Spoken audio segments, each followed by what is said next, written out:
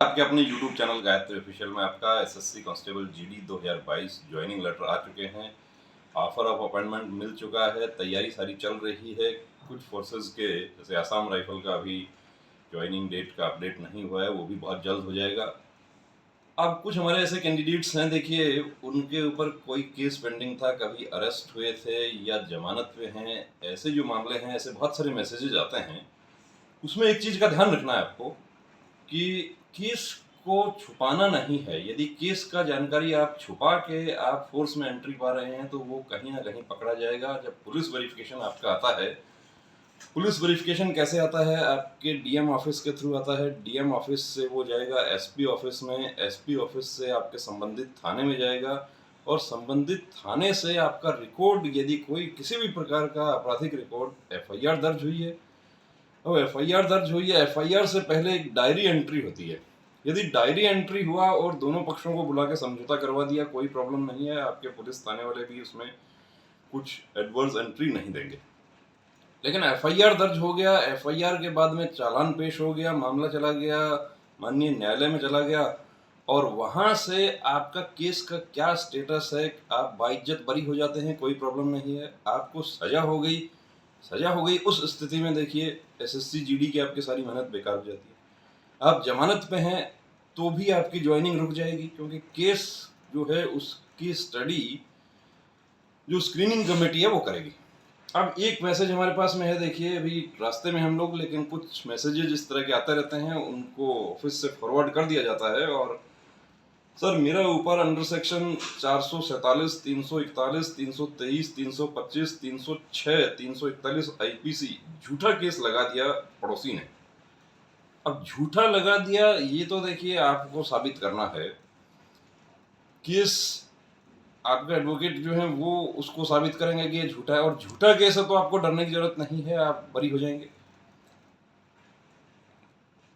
SSC GD की नौकरी तैयारी कर रहा हूं तो मेरा पुलिस वेरिफिकेशन में प्रॉब्लम होगा, 2020 का केस।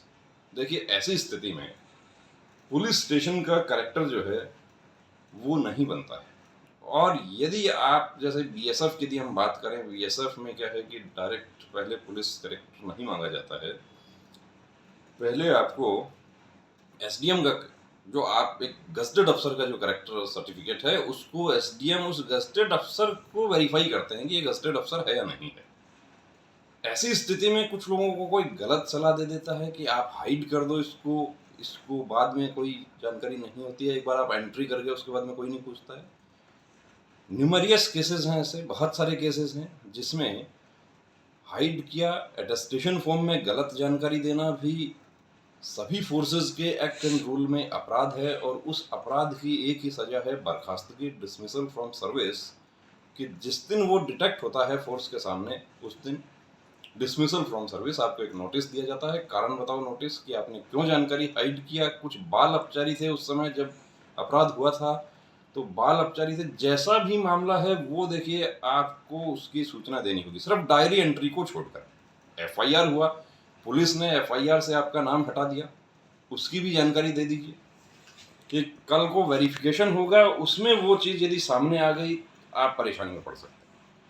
और कोई ऐसा कैंडिडेट, देखिए आपने इतना मेहनत किया है, यहाँ तक आप पहुँचे हैं, आपका ज्वाइनिंग लेटर का जो है वो अपडेट अभी हो गया है। और आपको बता देता हूँ, एक ऐसा ही मैसेज और हमें फॉरवर्ड किया था कि उनका भी कुछ ऐसा ही मैसेज है। बहुत सारे मैसेज हैं। कुछ कैंडिडेट्स जानना चाहते हैं ये बात कि मैं यदि हाइड कर दूं तो क्या होगा। देखिए हाइड कर दें तो हमने तो अभी आज तक देखा नहीं ऐसा कि हाइड करने के बाद कैंडिडेट के 306 का है इनका भी, और इनका भी कुछ ऐसा ही मैटर है कि एक कैंडिडेट का एक्सीडेंट का केस था, उसमें गिरफ्तारी हुई थी, तो गिरफ्तारी हुई है बताना पड़ेगा आपको, और सेपरेट सीट में पूरा केस का डिटेल आपको देना होगा। केस का डिटेल हाइड नहीं करना है।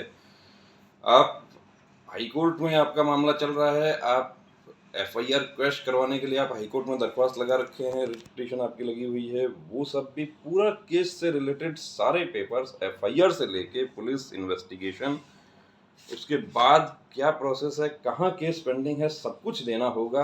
अब उसका स्टडी करेगी स्क्रीनिंग कमेटी, और स्क्रीनिंग कमेटी का रिपोर्ट आपके पक्ष में आ जाता है कि ये साधारण धाराएं हैं और इनमें ज्वाइन कर सकते हैं, तो वो आपको ज्वाइन करवा लेते हैं। लेकिन जो सजा याफ्ता हैं उस स्थिति में देखिए ज्वाइन करने वाली स्थिति नहीं है। तो छुपाना नहीं है, बने रहिए दोस्तों चैनल के साथ। जय।